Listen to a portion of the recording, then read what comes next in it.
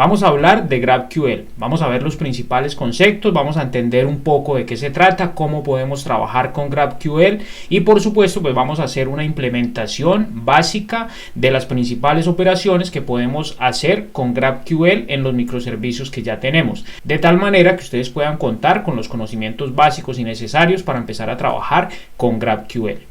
No vamos a profundizar en cada uno de los aspectos de GraphQL, dado que esto es un tema, digamos, bastante amplio y daría para hacer un curso dedicado única y exclusivamente a lo que es GraphQL. Sí les dejaré, como siempre, documentación de referencia para que ustedes puedan profundizar, pero con lo que vamos a hacer en las clases van a tener las bases necesarias para que puedan entender esta tecnología, este estilo de arquitectura, por llamarlo también de alguna manera, y que puedan empezar a trabajar con él e incluirlo en los proyectos cuando así pues sea necesario, cuando digamos el caso de estudio o en el proyecto en el que estén trabajando pues lo requiera, porque no todo lo que vemos en clase pues se tiene que aplicar en todos los proyectos.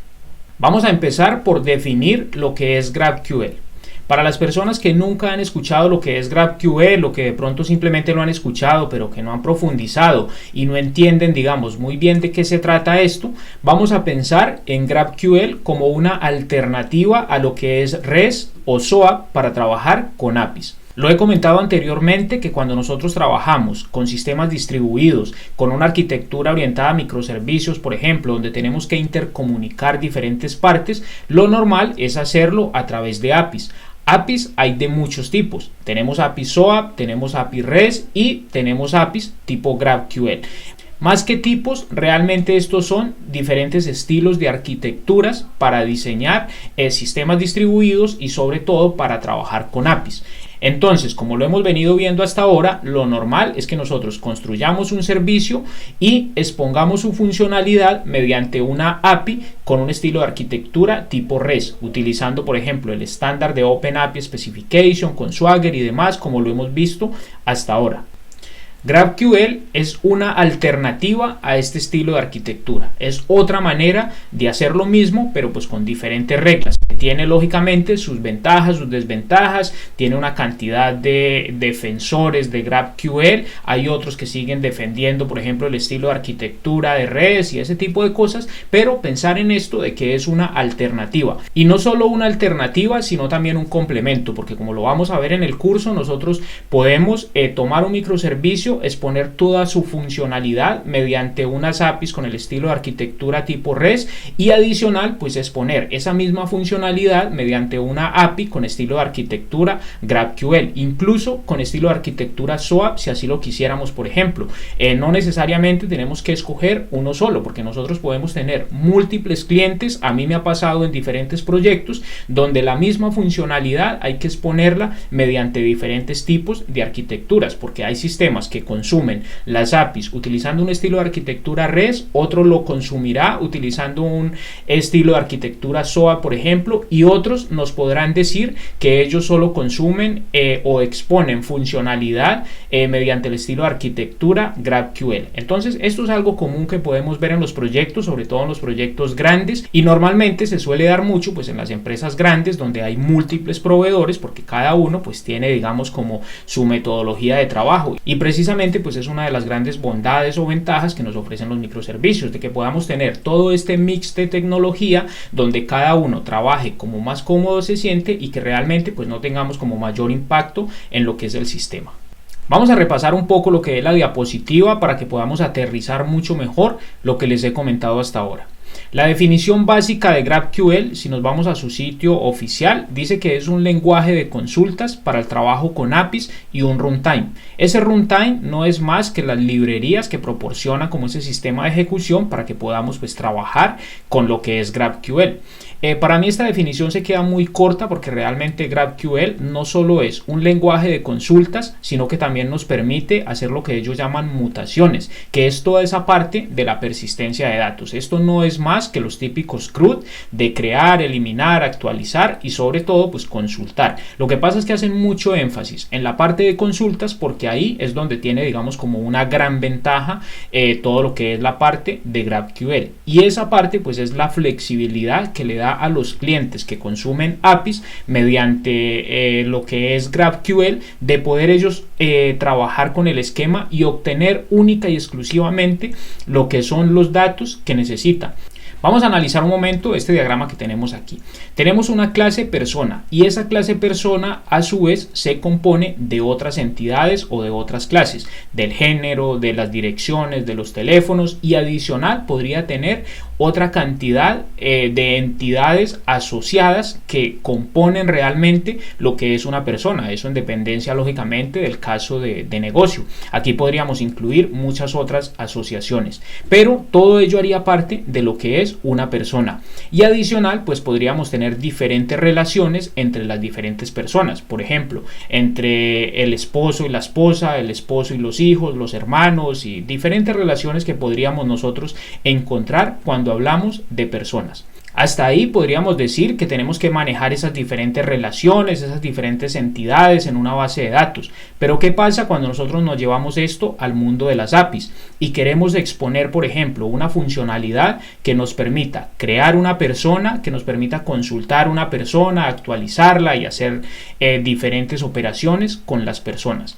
Si nos vamos a las APIs tipo REST, por ejemplo, lo normal es que expongamos un recurso que devuelva un listado de todas las personas, un recurso que devuelva una persona por el ID, por ejemplo, y podemos poner diferentes recursos para hacer esas consultas. Esas dos únicas consultas, la de devolver un listado de todas las personas y devolver una persona solo por el ID, podríamos hacerlo de diferentes maneras. Tener un recurso que nos devuelva única y exclusivamente los datos principales de la persona.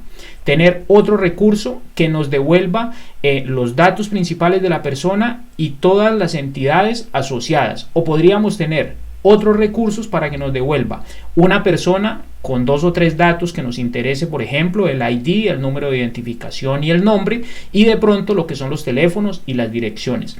Y cada vez que nosotros necesitemos exponer recursos, digamos de manera más individualizada, porque los clientes que van a consumir nuestra funcionalidad nos van a decir que ellos necesitan, por ejemplo, solo 2 o 3 datos, otros clientes que van a necesitar 2 o 3 datos, más de pronto lo que son todas las direcciones, otros van a necesitar solo los teléfonos, otros van a necesitar toda la información, y así sucesivamente, y en dependencia de la cantidad de clientes que nosotros tengamos, pues nos vamos a encontrar múltiples necesidades o requerimientos de esos clientes. Algunos nos van a decir que necesitan más o menos datos, que necesitan incluir todas las entidades, o que solo necesitan incluir 2 o 3 entidades, por ejemplo.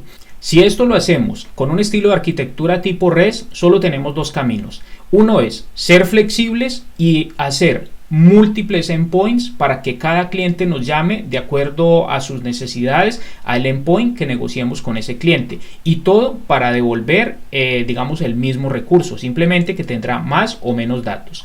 O la otra opción es ser inflexibles, ser demasiado rígidos y decir, mira, nosotros exponemos un servicio que tiene un esquema completo donde devolvemos todos los datos de las personas y todas las entidades que tenga asociadas. No me importa cuántas entidades sean, yo simplemente devuelvo todo ese esquema, tú tomas los que necesitas, y con eso pues yo, digamos, como proveedor del servicio me libro de tener que hacer un endpoint con datos específicos para cada cliente. Simplemente expongo un único endpoint, para mí es mucho más sencillo, y dejo que el cliente pues entienda con todo eso. Pero el cliente bien podría decir pues que eso no es óptimo a nivel de red, estar enviando toda esa información que necesitamos, y adicional pues que en un esquema bastante complejo pues es muy difícil, digamos, para ellos ponerse a trabajar con esa parte.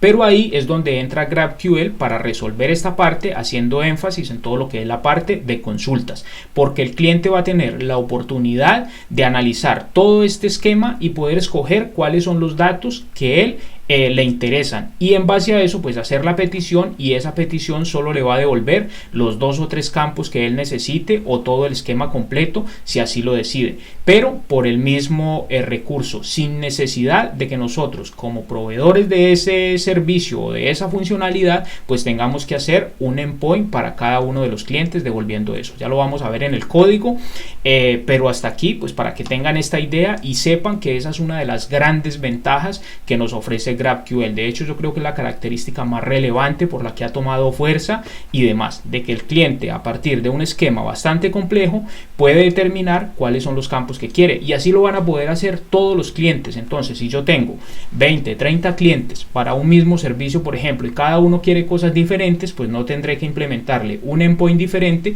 sino que él va a tener la oportunidad, cada cliente, de escoger qué es lo que quiere. Pero adicional, pues también tiene funcionalidades para crear entidades, para actualizarlas, eliminarlas y demás.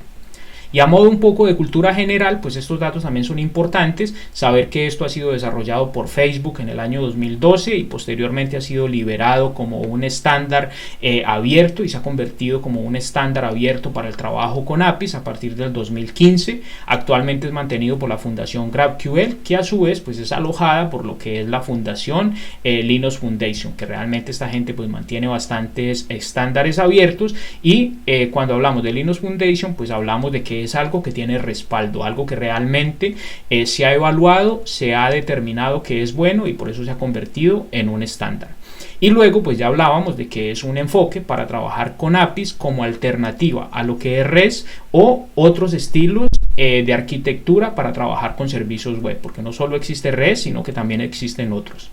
Pero bueno, hasta aquí lo más importante es que ustedes se queden con la idea de que esto es una alternativa a lo que es REST, que se puede utilizar como un complemento y que pone su principal énfasis en lo que es la parte de las consultas, que nos permite hacer consultas más flexibles y que sobre todo pues viene muy bien aplicarlo cuando nosotros tenemos este tipo de situaciones.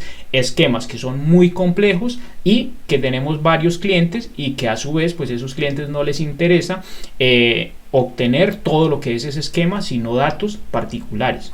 Lógicamente habrán proyectos cerrados donde les dicen, oye, pues tenemos que trabajar con GraphQL sí o sí, porque eso es lo que manejamos aquí. Y adicional, pues porque es una tecnología, digamos que está cogiendo muchísima fuerza en el mercado, y muchos hablan de que va a reemplazar lo que es REST para la nueva generación de APIs. Pues eso ya lo veremos, pero realmente es una tecnología que está cogiendo bastante fuerza en el mercado. Por último, antes de que empecemos la codificación, vamos a ver estos conceptos que son bastante importantes. GraphQL incluye a partir del 2018 lo que es el esquema specification, que esto pues no es más que una especificación de cómo nosotros debemos construir diferentes esquemas cuando trabajamos con GraphQL, y eso nos lleva al concepto de esquema. ¿Qué es un esquema en términos de GraphQL? En términos de GraphQL, el esquema no es más que el conjunto de los posibles datos que nosotros podemos obtener o que podemos trabajar con esa API de tipo GraphQL, que básicamente son objetos tipados, como una clase, por ejemplo, en cualquier lenguaje, una clase persona, por ejemplo, pues esos serían objetos, los campos que pueden tener esos objetos y las relaciones que existen entre esos diferentes objetos. Todo eso es lo que conforma el esquema. Aquí lo podemos ver, por ejemplo, aquí yo tengo lo que es el esquema de productos. Aquí vemos que tiene diferentes métodos que nos devuelve diferentes objetos. Aquí podemos ver los campos, y si tuviera relaciones aquí entre todo esto, pues eso también haría parte de lo que es el esquema. Más o menos así, digamos, se vería lo que es el esquema. Igual ahorita lo veremos cuando estemos trabajando.